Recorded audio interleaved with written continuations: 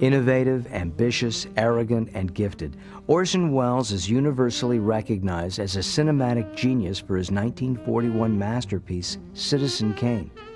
Director Martin Scorsese said about Welles, "He is responsible for inspiring more people to be film directors than anyone else in the history of cinema." But such influential and pioneering filmmaking did not come without a cost.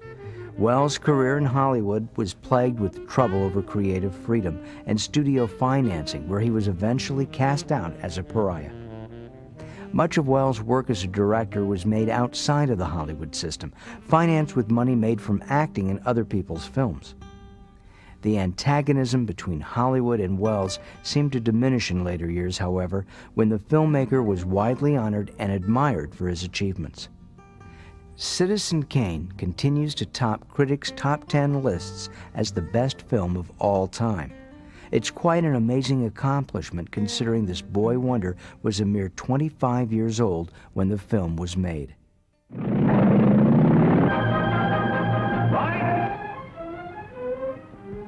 Give me a mic.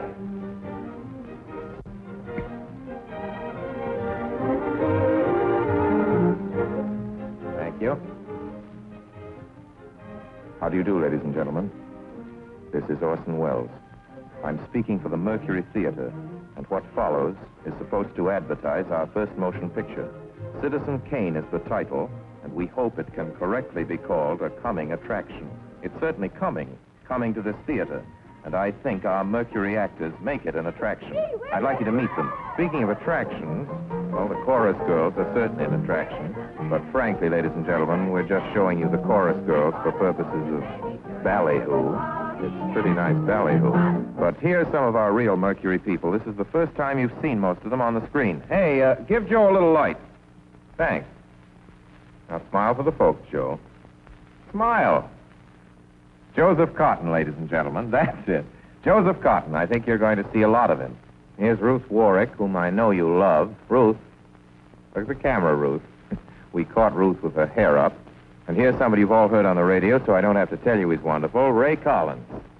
Dorothy Commengore is a name I'm going to repeat. Dorothy Commengore. I won't have to repeat it much longer. You'll be repeating it. And here's George Coulouris, who's a grand actor. I'll say that name again.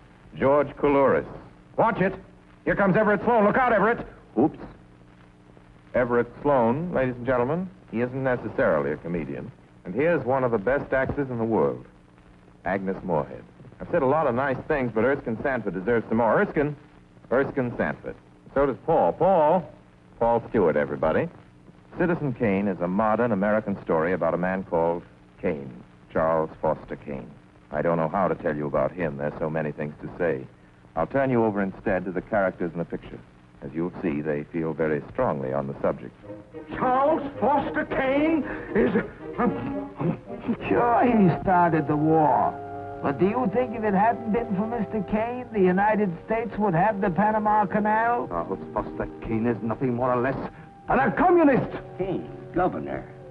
Listen, when the voters of this state and Mrs. Kane learn what I found out about Mr. Kane and a certain little blondie named Susan Alexander, he couldn't be elected dog catcher. I'm going to skin Mr. Charles Foster Kane alive. I'm going to marry him next week at the White House. Emily, I hear you've been stepping out with Charlie Kane. Of course I love him. I gave him $60 million. Well, of course I love him. He's the richest man in America. That's what all the girls say about him at first. But you know, I can't help but admire him. He's crazy. He's wonderful. Ladies and gentlemen, I don't know what you'll think about Mr. Kane. I can't imagine. You see, I play the part myself. Well, Kane is a hero and a scoundrel, a no-account and a swell guy, a great lover, a great American citizen, and a dirty dog. It depends on who's talking about him. What's the real truth about Charles Foster Kane? I wish you'd come to this theater when Citizen Kane plays here and decide for yourself.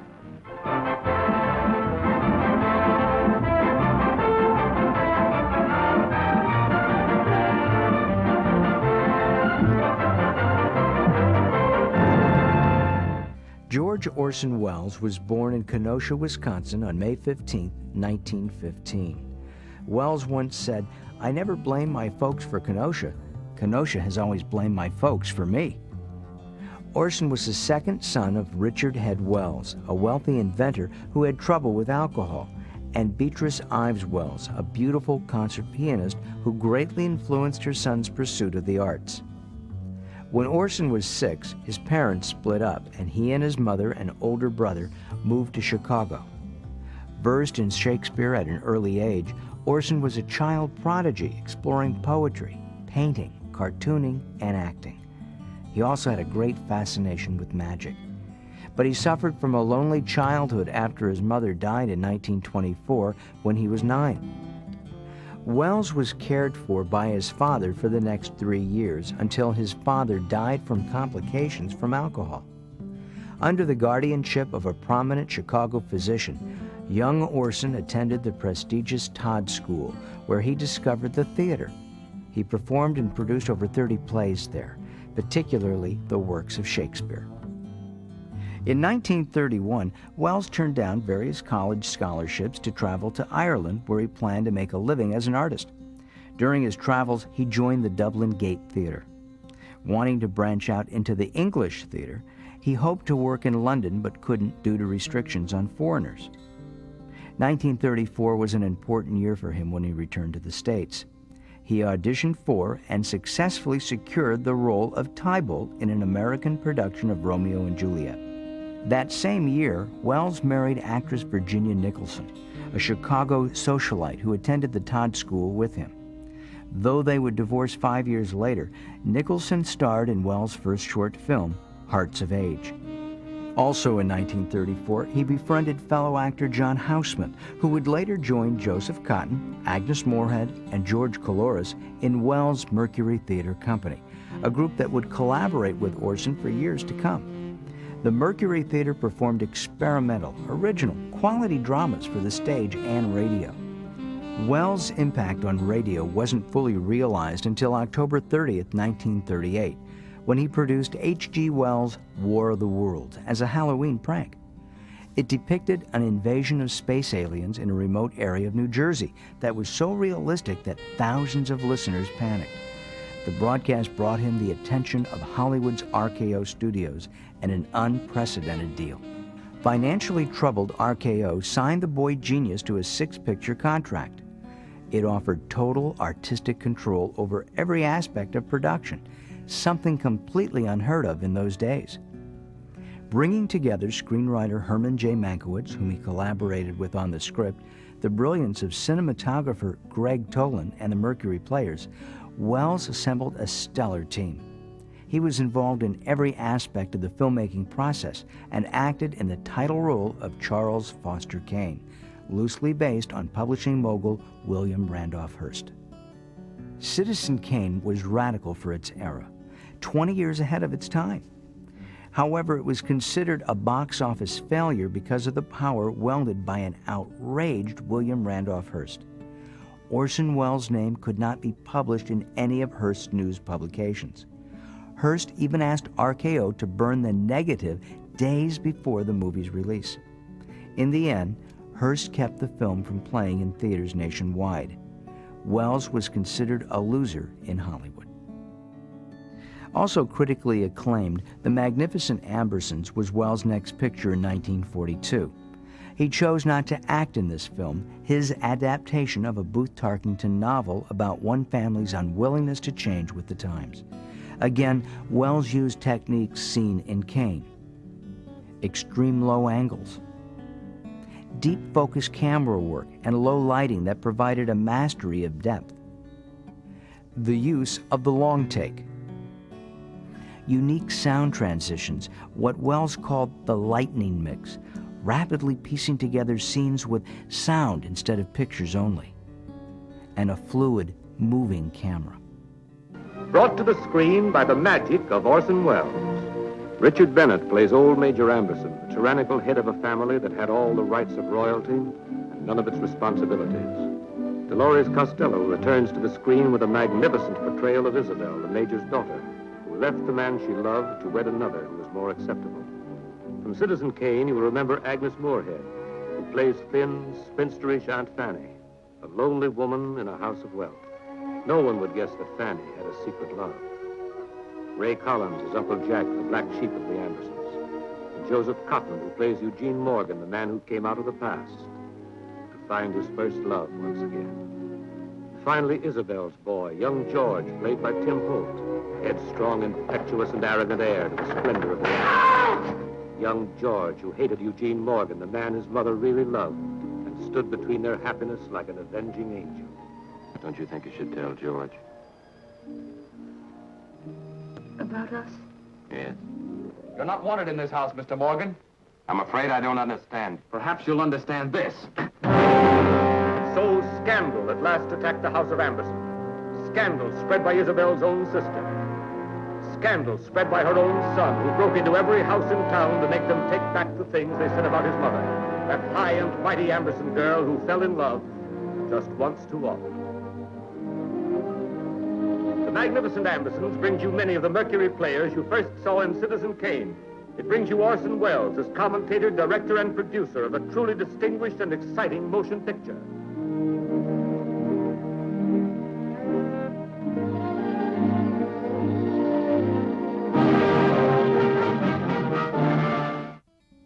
Welles had more trouble over creative freedom with RKO.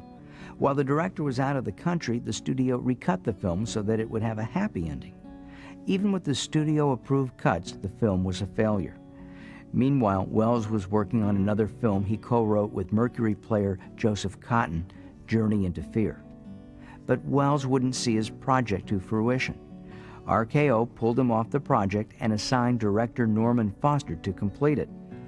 Welles' antagonism with the Hollywood system didn't fully culminate, however, until he was removed from his third RKO project, It's All True.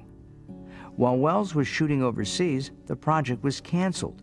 The film never completed, and the existing footage was dumped in Santa Monica Bay. The Mercury Theater players were ordered off the RKO lot within 48 hours. Welles continued to work during these tough times, writing and working in broadcasting and the theater. On a happier note, he married one of Hollywood's most glamorous sex sirens, Rita Hayworth, in 1943.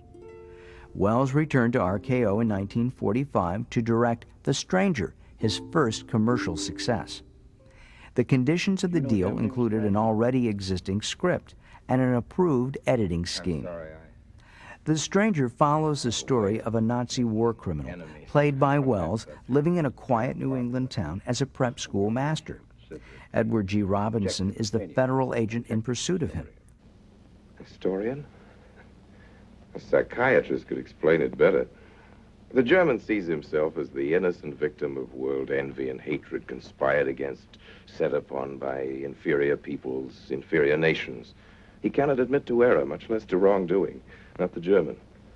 We chose to ignore Ethiopia and Spain, but we learned from our casualty list the price of looking the other way. Men of truth everywhere have come to know for whom the bell tolled, but not the German. He still follows his warrior gods, marching to Wagnerian strains, his eyes still fixed upon the fiery sword of Siegfried. And in those subterranean meeting places that you don't believe in, the German's dream world comes alive, and he takes his place in shining armor beneath the banners of the Teutonic Knights. Did you see him? No, why should I see Noah? Well, did you come here directly from the church? Am I being cross-examined? Well, no, but when I found I couldn't leave Sarah, I called Noah and told him to go there and tell you I was detained. I told you not to call anybody. Oh, but surely Noah... Call him and tell him not to go. Well, I can't. I talked to him over... Call him, I say! He's gone! If he dies, his blood will be on your hands. What are you saying? It's your meddling that's done this. Would have been all right if it wasn't for you. So that you had to be here. On that day. Hanging your stupid curtain! Calling Noah! Did you kill Noah? Yes, if he goes to the church and climbs up that ladder!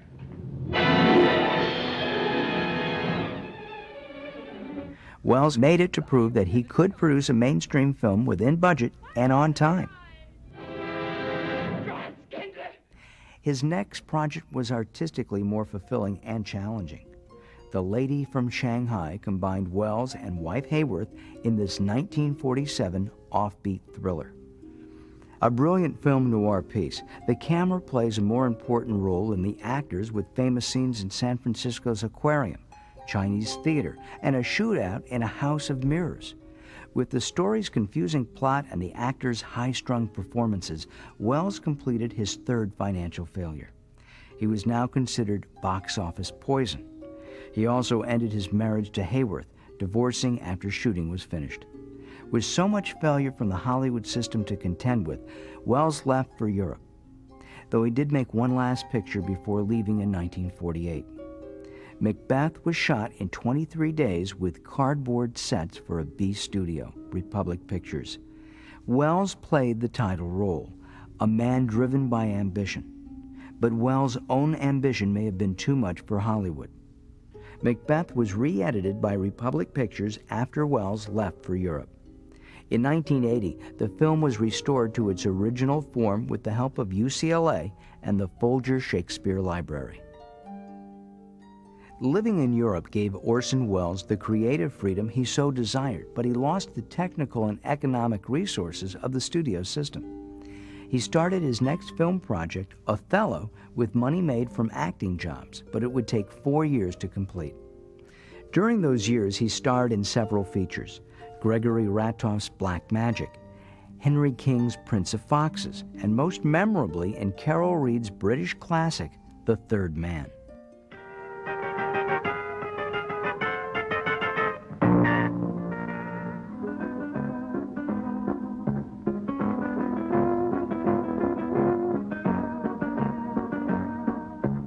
The third man, hated by 1,000 men, Desired by one woman. the third man, hanging is too good for him. Nothing is too good for the third man. Her man was the third man. The man on every woman's lips.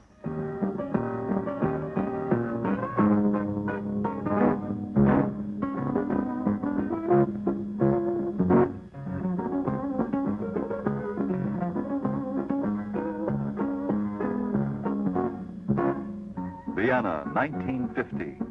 A city fearful of its present, uncertain of its future. Vienna, the once gay capital of a light-hearted people. Here in the shadows of its palaces and ruins is told with tenderness, drama, and suspense the story of the third man. The third man there. I suppose that doesn't sound peculiar to you. I'm not interested in whether a racketeer like Lyme was killed by his friends or by an accident. The only important thing is that he's dead. Third man, the story of 2 men and 1 woman caught in the dangerous web of an international love affair. Oh, please, for heaven's sake, stop making him in your image. Harry was real. He wasn't just your friend and my lover. No, I don't know. I'm just a hack writer who drinks too much and falls in love with girls. You? Me? Don't be such a fool, of course. The third man. Joseph Cotton in his most successful performance as an American caught in a whirlpool of continental intrigue. The glamorous Valley is the mysterious Viennese actress who knew the secret of the third man.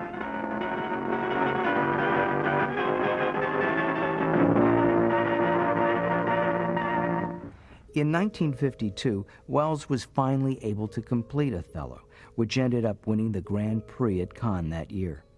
Shot all over Europe, Othello was light and open where Macbeth had been so dark. The film displayed an artistic maturity that's often underrated, yet fascinating.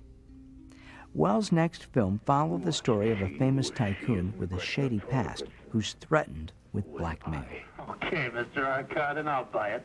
Who were you? That's just it. What happened before the winter of 27? Where did I come from in my one suit? That is my real secret. And you were the first man I ever told it to. I do not know who I am. Amnesia. You put up it's as bad as you claim. What do you mean as I Look, claim? You don't have any memory of what happened to you before 27, right? So what makes you so sure your name is Arcadin? Huh? Well, maybe it's Arcadine or Arcadini or Archipopoulos or Smithy. Don't be a fool. I know my own name. Who said so? I say so. The film is thematically similar to Citizen Kane, and some critics say it's Welles' European version of his earlier masterpiece. Nou zijn jullie tijd geleden dat ik iets heb horen vertellen over de baronesse van Nagel. Nagel, the Baroness Nagel. Oh, she wouldn't have gone back to Poland. Not the way things are now. Hi, London. There you go. Here she was decorated by our people and the French. Wonderful girl. There you go. I think she's working at Paris. She's at one of the big dress houses. Pure, I think. She's a vendeuse. A what? A saleswoman. I got some. While filming Mr. Arcadin, Wells met his third wife, actress Paula Moore. They would marry in 1956. That same year, Wells returned to the States to direct and star in King Lear on Broadway. He was offered the part of a police chief in a Universal film starring Charlton Heston and Janet Leigh. The film was Touch of Evil, from Whit Masterson's book Badge of Evil. Universal never intended for Wells to direct, but because Heston signed on with the understanding that it was a Wells production, the studio caved in to please their star. Orson threw away the script and drafted his own that earned good critical reviews and the 1958 Brussels World Fair. In Europe, it was considered a masterpiece, but in the States it was a flop and doomed any comeback for Wells.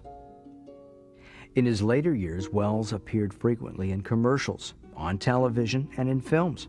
And with these earnings, he financed a string of films in Europe.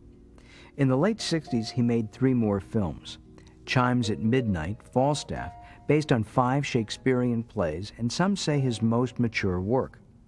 The Immortal Story, based on an Isaac Dennison work made for French TV. And The Trial, adapted from a Franz Kafka novel.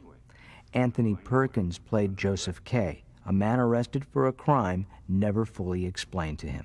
You're making a formal charge? Oh, I couldn't do that, mister. Just exactly what is it I'm charged with? You'll have to take that up with the inspector. That was the inspector who just left. Against you until called for interrogation. You were retired to your room. I'm in my room. After, huh? I'm in my room. I can't help that, mister. You got a lot of real nice shirts here, mister. You leave those shirts alone. Know something? You do a whole lot better to give them things to us. After they're impounded officially and carted off to headquarters, you won't know what happens to them shirts. There's every kind of crookedness and bribery in them public auctions. Now, we're your friends. Sure we are. You ought to give us some of them shirts at least. Joseph K. I didn't notice. So you came to see me about this case. That's good. It's a most interesting affair. Careful now, Joseph. And you know about my case already? How's that? I didn't understand. I'm the one that doesn't understand. That is your case, isn't it? You want to consult me about? Of course it is. What's wrong with you, Joe? Advocate Hassler seems to have heard about me and my case before we even thought of coming here. Oh, in the circles I move in, all sorts of different cases naturally come up for discussion, and the more interesting ones stick in my mind. Particularly something concerning the nephew of an old friend of mine. Of course. That's logical, Joseph.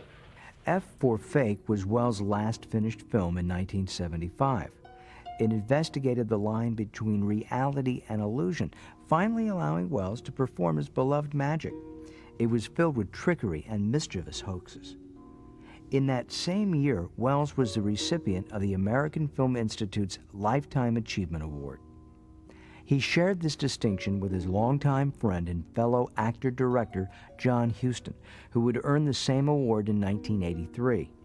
Both men shared a passion for making films, and Wells' final project, although never completed, starred Huston in the lead role.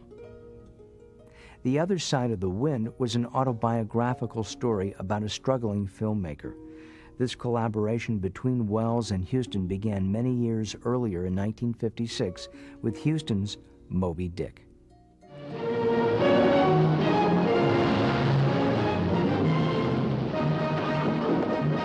Ever since the beginning of time, man has pitted himself against the power of the sea to learn its secrets, to solve its mysteries. Many stories have been told of ships and the men who sail them, of sea beasts and the men who hunt them. But none has captured the imagination through the years so much as Herman Melville's immortal story of Captain Ahab, who lost his very soul in the bitterness of vengeance against the great white whale, Moby Dick. You're to look for the white whale. A whale as white and as big as a mountain of snow. To chase that white whale on both sides of land and over all sides of earth till he spouts black blood and rolls dead out.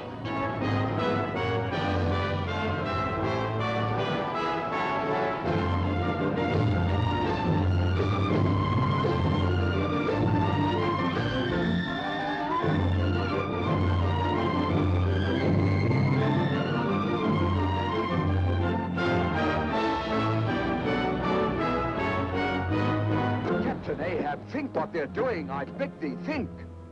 Set the mainsail! No, sir, no. Mr. Starbuck, are you opposing me? If so, I'll have you know that there's one God that is Lord over the earth and one captain over the Pequod. A whale can stave in the ribs of the biggest ships, swallow whole crews, pick its teeth with the oars. Mind, lad, if God ever wanted to be a fish, he'd be a whale. Believe that, he'd be a whale. Oh, did you see him, men?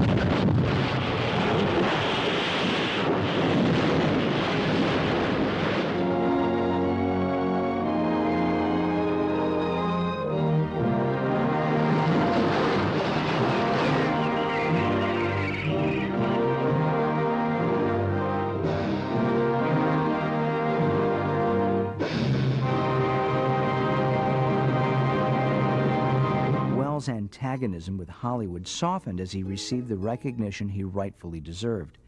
The Directors Guild of America bestowed on him the highest honor in 1984, the D.W. Griffith Award.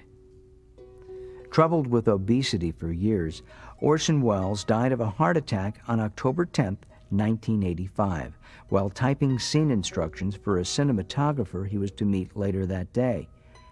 His ashes are buried in a small town in Spain, where he spent the summer when he was 18. His reputation as a filmmaker continues to grow each year. In fact, 2 films were made in 1999 about him. HBO's RKO 281, about his struggles with the making of Citizen Kane, and Tim Robbins' feature film The Cradle Will Rock, which focuses on his theater days. Simply put by French New Wave filmmaker Jean-Luc Godard, everyone will always owe Orson Welles everything.